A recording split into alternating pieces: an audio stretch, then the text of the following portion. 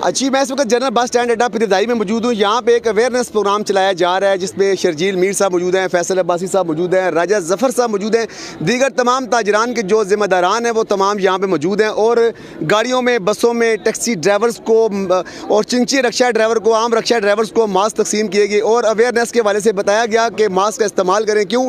और सबसे अहम बात यहाँ की ये है कि कोरोना से लड़ना है, डरना नहीं है के हवाले से यहाँ पे पॉम्फलेट भी तकसीम किए गए। शर्जील मीर साहब मेरे साथ मौजूद हैं, अंजुमन ताजरान प्रेसिडेंट। शर्जील मीर साहब, आप ये बताएं कि इस वक्त बहुत ज़्यादा ज़रूरत है यहाँ पे और हुकूमत इतनी खुसूसी तौर पे ख़ास तवज्जो तो नहीं दे रही है, लेकिन ताजरों की जानिब से देखा है कि मास्क के हवाले से और खुसूसी तौर पे कोरोना के साथ लड़ने के हवाले से बड़ा काम कर रहे हैं। बिस्मिल्लाहिर्रहमानिर्रहीम। सबसे पहले आपका शुक्रिया और पीर वदाई की जो मरकज़ी यूनियन है इसका शुक्रिया कि इन्होंने आज दोबारा 1 साल के बाद, हमने पिछले साल सबसे पहले तो जब गवर्नमेंट को ज़रूरत थी लॉकडाउन करवाया ताजरों से मशवरे के साथ, फिर हमने उनको ज़रूरत थी गला मंडियाँ खुलवाईं, जबकि इतना खौफ और हैरस हुए थे लोग उस वक्त कोरोना से कि मंडियाँ खुलवाना मुश्किल हो रही थी। हमने मंडियाँ खुलवाई, उसके बाद हमने मंडियों में अवेयरनेस कैंपेन चलाई और जब लॉकडाउन ख़त्म हुआ, स्मार्ट लॉकडाउन की तरफ गए तो फिर हमने अपने बाज़ारों में भी कैंपेन चलाई। आज इसी तरह जब ये कोरोना दोबारा से अपना अटैक कर रहा है तो हमने सोचा, पीर वदाई की यूनियन ने मुझे कहा कि आज आप आएँ, हम अवेयरनेस कैंपेन चलाते हैं, क्योंकि सबसे ज़्यादा ज़रूरत इस जगह पे है,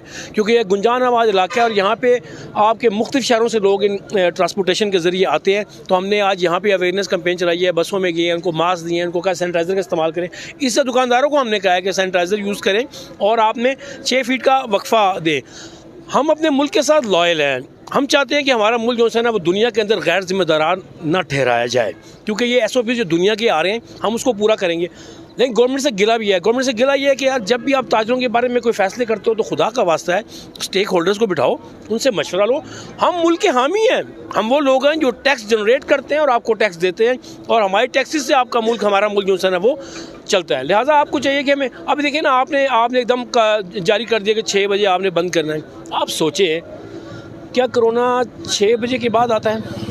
क्या कोरोना का जो वो है, क्या वो सैटरडे संडे को आता है और बाकी दिनों में छुट्टी कर देता है? ऐसा नहीं है ना। आप जब टाइम को जितना कम करेंगे उतना हजूम ज़्यादा होगा, हमारे पास कस्टमर की तादाद उन लिमिटेड टाइम में ज़्यादा आएगी और मुश्किल होगी हमें ना। अगर इसी तरह सैटरडे संडे में से एक छुट्टी कर देंगे तो वो जो गैप आएगा, वो आप एक दिन जो 24 घंटे मिलेंगे या 10 घंटे मिलेंगे उसमें भी कस्टमर जो आएंगे, बल्कि इसमें क्या होगा, लोगों की तादाद कम होगी। आप चाहते हैं कि हजूम ना हो, हजूम ना होने की एक ही रास्ता है कि टाइम को बढ़ा दिया जाए और SOP से मुस्तकिल तौर पे अमल करवाया जाए। अच्छा, आपने गिला किया कि हुकूमत जो अपने तीन सारे काम कर रही है, स्टेक होल्डर के साथ हुकूमत क्या मशावरत नहीं कर रही है? ये सुबह से लेके शाम तक 6 बजे का टाइम रखा गया है। बिल्कुल हमसे मशावरत नहीं कीजिए। अगर हमसे मशावरत करते तो हम तो ये समझते हैं कि 6 बजे टाइम नहीं होना चाहिए। देखिए, मैं बड़ा ब्लंट गुफ्तगू करता हूँ, चाहे मैं ताजर जहाँ पे गलत होंगे तो मैं वो बात भी करूँगा। अल्लाह ने मुझसे नहीं पूछना कि तुमने ईमानदारी वाली बात पूछनी है।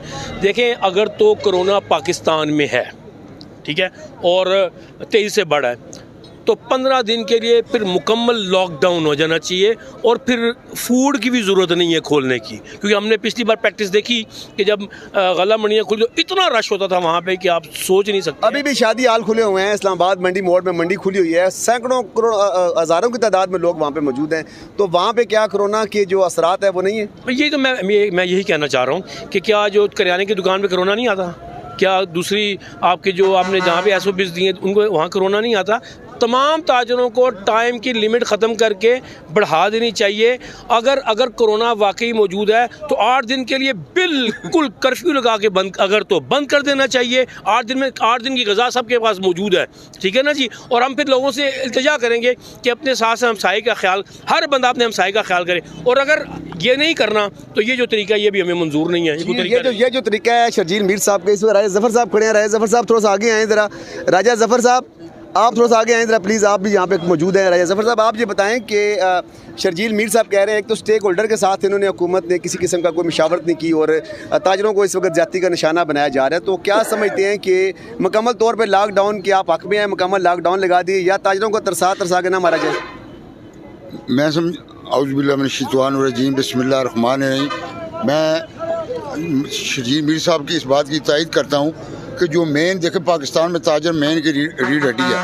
पिछली जो कोरोना की लहर से मैं समझता हूँ कभी शुरू में कुछ कारोबार स्टेबल हुए थे और आज ये फिर नागानी जनाब जो कैफियत हो गई और हुकूमत को चाहिए था कि वो जो अंजुमन पाकिस्तान अंजुमन ताजरान की जो तंजीमें उनसे मुशावरत करके आइंदा को लाएमल उनको एतमाद में लेकर वो आइंदा को लाएमल मैं आपसे एक बात करना चाहता हूँ, इसमें बहुत ज़रूरी बात है और ये बात बड़ी अहम है। हम जो पिछले साल का लॉकडाउन है ना, आज तक उसके जिरगे नहीं भुगता सके भी।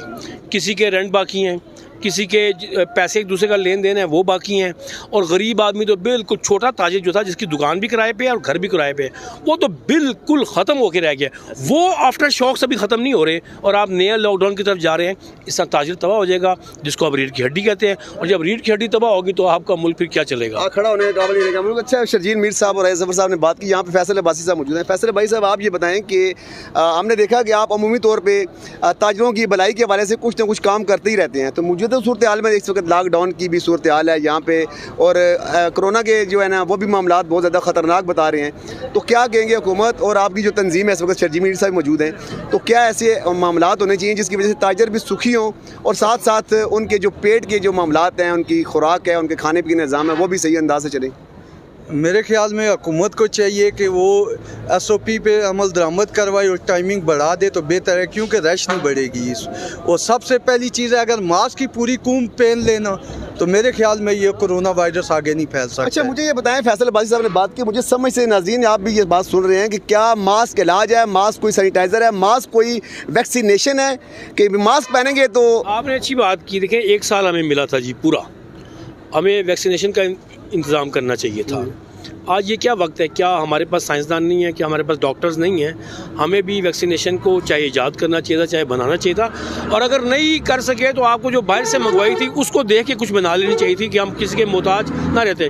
आज आप कह रहे हैं कि हमें वादा किया था उन्होंने कि हम मार्च और अप्रैल में देंगे 40 लाख 50 लाख, लेकिन वो क्योंकि बन नहीं सकी है। देखिए ना, हर मुल्क क्या कर रहा है। अमेरिका ये कह रहा है, जो आपका बहुत बड़ा दोस्त बनता था, वो कह रहा है कि सबसे पहले मैं अपने मुल्क के जो बाशिंदे हैं उनको लगाऊंगा, फिर आगे सोचूंगा। हर मुल्क ये बात कह रहा है। आपको ये पहले सोचना चाहिए था, पहले इंतज़ाम करना चाहिए था वैक्सीनेशन का। अब आज अगर हमारे बुज़ुर्गों को, और आप जो कह रहे हैं 60 साल की उम्र के लोगों को, भाई 60 साल की उम्र के लोगों को बहुत ज़रूरी है। उसके साथ साथ वो लोग जो इम्यून सिस्टम नहीं रखते, यानी कि जिसको शुगर की बीमारी है, ब्लड प्रेशर बीमारी है, उनको साथ रखते।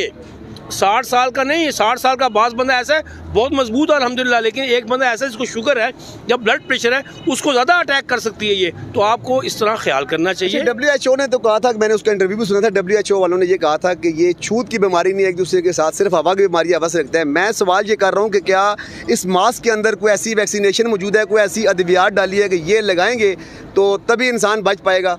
देखिए, इसके बारे में नहीं, मैं इसके बारे में कहूँगा एहतियात ज़रूरी है। देखिए ना, करना मेरे अल्लाह ने है। हमने अपना एक नारा बनाया था, हमने पिछले साल, और वाज़ेह तौर पे कहा था कि अल्लाह से डरना है, क्योंकि मेरा अल्लाह चाहेगा तो ख़त्म होगा। घरों में बैठ कर इस्तग़फ़ार करें, अल्लाह से डरना है, कोरोना से बचना है। बचने का यही तरीका है, 6 फीट का फासला, आपका मास्क और आपका सैनिटाइज़र। देखिए ना, ये एहतियाती तदबीर करना बहुत ज़रूरी है। हाँ, और कोरोना, अल्लाह से डरना है, कोरोना से बचना है। इसी तरह हमने जो मुत्तहिद और मुनज़्ज़म होना है और कौम बनने जाना है, इसे डिसिप्लिन सीखना है हमने, ना कि हम इसको नेगेटिव तरफ हम लेके चले। अच्छा, जापान ऐसा मुल्क है, जापान में इस वक्त जो है वो कोरोना से पाक हो चुका है, तमाम शहर कोरोना से पाक हो चुके हैं। उन लोगों ने क्या ऐसी एहतियाती तदबीर, उन लोगों ने ये एहतियाती तदबीर इख्तियार की हैं कि काश 75 76 77 साल पहले हमारा लीडर कोई ऐसा पैदा होते जो हमारे रहनुमा हैं कि वो हमें तरबियत कर सकते। हम लोगों की तरबियत ही नहीं है। और जापान का एक कॉल है कि उनके 3 साल का, वो कहते हैं कि अगर 3 साल तक बच्चे की तरबियत ना हुई तो सारी ज़िंदगी तरबियत नहीं हो सकती। वो अपने 3 साल के बच्चे को तरबियत कर देते हैं और तरबियत याफ्ता होता है 3 साल का बच्चा। ठीक है, तो हमारे यहाँ हाल देख लें आप कि हमारे 70 साल के बुज़ुर्ग को भी आज तक तरबियत इसलिए नहीं हुई। आप जो गवर्नमेंट काम कहेगी हमने उसको उल्ट कर रहे हैं। बसंत नहीं मनानी, लोग मनाएंगे। आपने मास्क पहना है, मास्क नहीं पहनेंगे।